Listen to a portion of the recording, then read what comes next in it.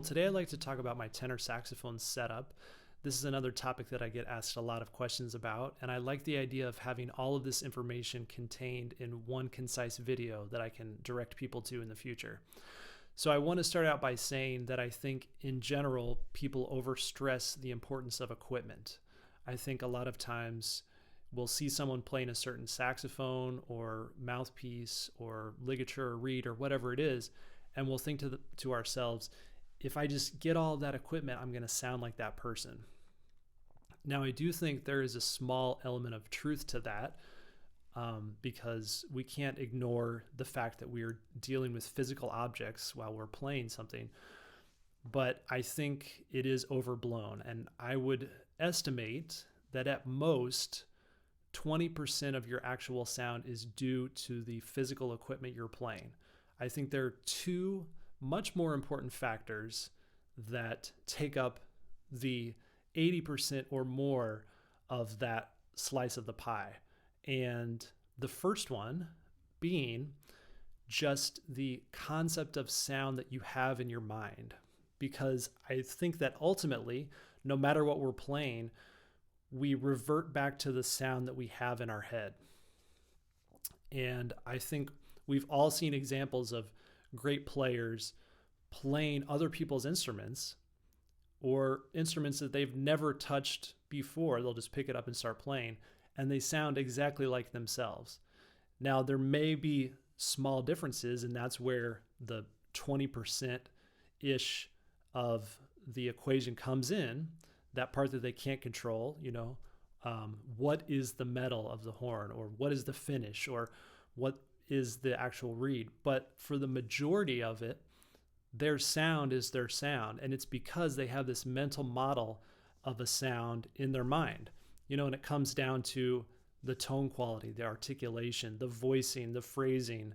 All of that, I believe, plays a much bigger role than the actual equipment.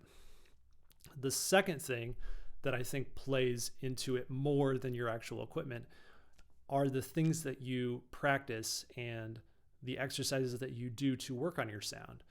Because I think we all know there are certain things that will help a sound a lot, especially if you're a saxophone player.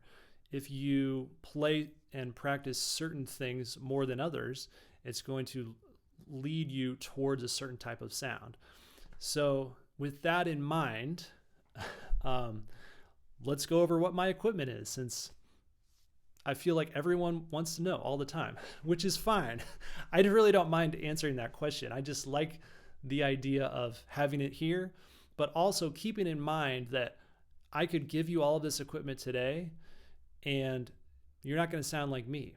I could go pick up Ravi Coltrane's setup, for example, and I'm not going to sound like him. But we like talking about this. We like learning about it. I do think it's useful to try out things and to learn what your favorite players are playing if you're trying to get a sound like them, because it can start to lead you in that direction. But ultimately, it comes down to that sound that you have in your head and how you practice and how you sort of develop that and get the physical stuff to do what's happening in your mind. So let's get into it. So my tenor is a balanced action, Selmer balanced action, and it's right here.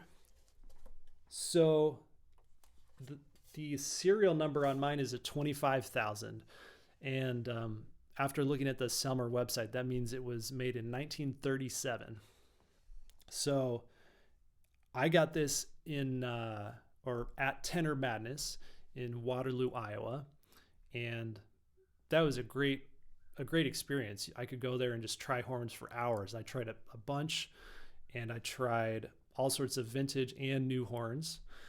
And actually, when I was there, I think for a while I ended up getting an SBA, which is a slightly older model, and then I switched and decided I wanted this one instead. Now I am curious to go back and try some other SBAs, because I think I may like them more now. At the time, I was all about this BA, and I still love it.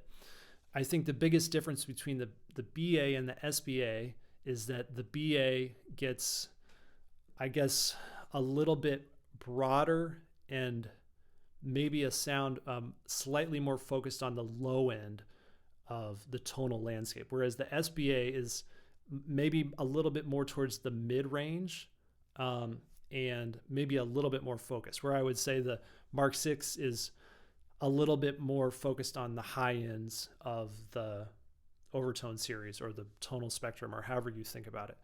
So this one is a little bit more on the low end, and I guess you could say a little bit darker and maybe slightly broader or a wider sound. I remember really liking it at first because I could subtone in the low register and the sound was just like with the SBA, I didn't quite get that same quality. It had other great qualities, but I think that was the biggest thing that drew it to me, or drew me to it initially. Also at the time I was really into Garzone, still am, and David Sanchez, and as far as I know, those guys both play BAs, although they have silver ones. But yeah, this is a great horn. I actually took a lesson with Garzone, and when he saw this horn, he was kind of like, whoa, this is cool, because he said he hadn't seen one that was in this good of shape. And it's in decent shape, but I didn't think it was that good. So it was just cool to hear that and to get some feedback from someone who knows a lot about them. So yeah, this horn has been great. As far as I know, it's the original neck, and the neck has been fine too. I'm definitely curious to try out some other necks, and I'm sure I'll be doing that at some point. Okay, so the mouthpiece is a Jody Jazz HR Star, and it's a size 7. So I really like these. I've been playing on these for a while. I think in general they are closer to the dark end of the sound spectrum. For a while I was playing on some larger ones. I think I had like an 8-star for a while as well, and just decided to switch because I sort of changed up my embouchure a little bit.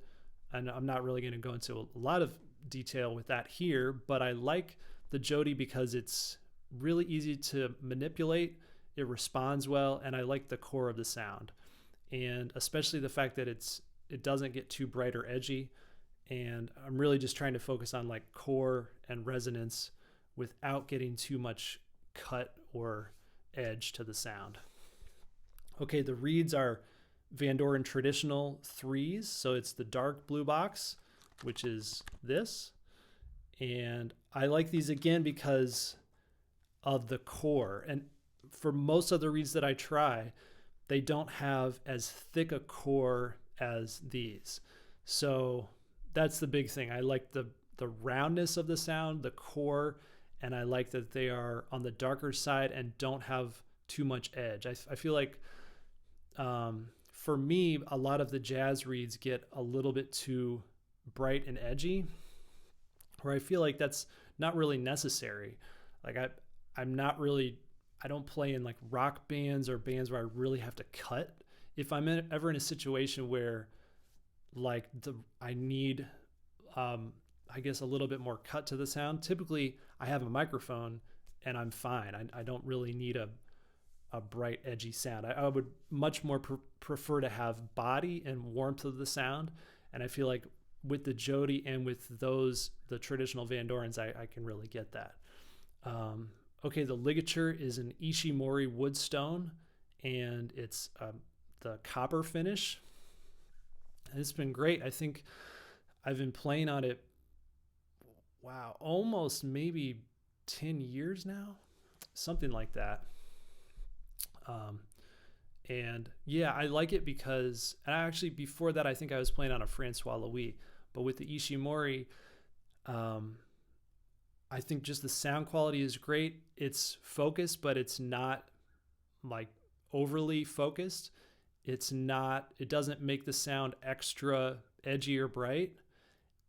I'm able to have focus, but maintain warmth and body, which those seem to be my two favorite qualities that I'm going for. So, yeah, what else? I guess that's pretty much everything, right?